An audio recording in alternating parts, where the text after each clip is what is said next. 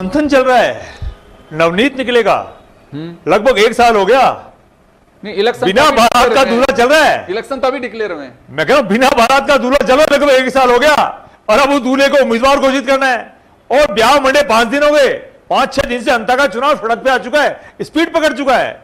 2 अन्य उम्मीदवार अपना नामांकन भर चुके हैं, बड़ी बड़ी लाखों लोगों की, हजारों लोगों की रैलियां भी कर चुके हैं। अब भारतीय जनता पार्टी में मंथन चल रहा है और नवनीत निकलेगा। और वो नवनीत वसुंधरा जी के घर से निकलेगा, भजनलाल जी के घर से निकलेगा, राठौड़ साहब के घर से निकलेगा या दिल्ली से आएगा, ये तो भारतीय जनता पार्टी बता सकती है। क्योंकि नवनीत तो उस वक्त भी निकालते थे जब ये पूरे देश में 400 पार जा रहे थे, राजस्थान में 25 सीटें जीत रहे थे। रही बात कांग्रेस पार्टी की, कांग्रेस पार्टी के तमाम नेता पहले भी एक थे, आज भी एक और भविष्य में भी एक रहेंगे।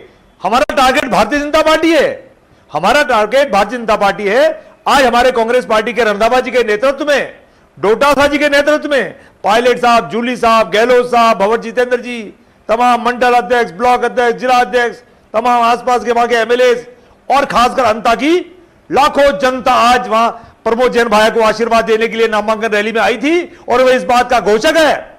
आज जनता ने वहां आकर के आशीर्वाद दिया और कहा है कि अंता की सेवा कोई अच्छे बेहतर तरीके से कर सकता है तो प्रमोद जैन भाया कर सकता है। प्रमोद जैन भाया वही भाया है जो रोजाना गाय को रोटी खिलाता है। प्रमोद जैन भाया वही भाया है जो बड़े बड़े सामूहिक विवाह करके बच्चियों के हाथ पीले करता है। प्रमोद जैन भाया वही भाया है जो गौशालाओं को पन पाता है। प्रमोद जैन भाया वही जा रहा है जो राम जी के नाम को नहीं बेचता है, मंदिरों का निर्माण कराता है। और भारतीय जनता पार्टी को तकलीफ इसलिए हो रही है कि प्रमोद जैन भाया की आज नामांकन रैली में हजारों लोगों ने आकर वहां उनको आशीर्वाद दिया और कांग्रेस पार्टी के तमाम नेता वहां शामिल रहे। अब राजस्थान की जनता यह तय करेगी कि 11 नवंबर को जो चुनाव का परिणाम आएगा निश्चित तौर पे कांग्रेस पार्टी के पक्ष में आएगा।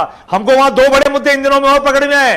वो 2 मुद्दे ये है कि पेपर लीक का पाताल, पेपर लीक का पाताल 2 साल से भारतीय जनता पार्टी ढूंढ रही थी प्रधानमंत्री से, लेकिन अभी तक नहीं मिला है।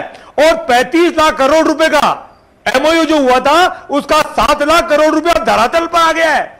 पूर्व मुख्यमंत्री अशोक गहलोत साहब ने भी कहा है ये धरातल का भी इनको ज्ञान कराना पड़ेगा। तो पाताल और धरातल का ज्ञान अंता की जनता निश्चित तौर पे इनको कराएगी। आप निश्चिंत रहे, जन टीवी के माध्यम से मैं कह रहा हूं अंता का चुनाव भारतीय जनता पार्टी को शिकस्त देके प्रमोद जैन भाया विधानसभा में जाएंगे और अंता का और बेहतर विकास करेंगे।